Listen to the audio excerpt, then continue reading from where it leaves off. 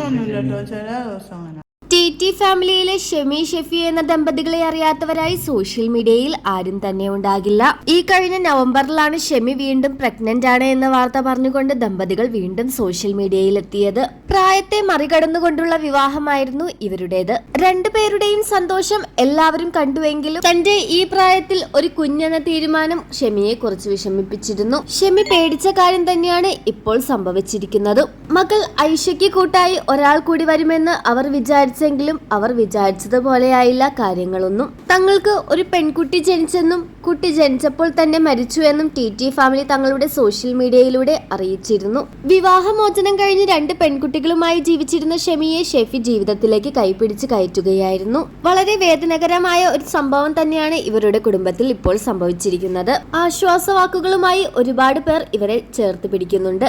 എന്നാൽ ഈ സമയത്തും കുത്തുവാക്കുകൾ കൊണ്ട് ഇവരോട് പകപൂക്കുന്നവർ ഏറെയാണ്. ഗർഭിണിയാണെന്ന് അറിഞ്ഞതു മുതൽ എന്തൊക്കെയാണ് സോഷ്യൽ മീഡിയയിൽ കിടന്ന് കാട്ടിക്കൂട്ടിയത്. സ്വകാര്യ ജീവിതം വിറ്റ് കാശാക്കിയതല്ലേ. ഇങ്ങനെ തുടങ്ങി നിരവധി പേരാണ് ഇവരെ ക്രൂരമായി വിമർശിക്കുന്നത്.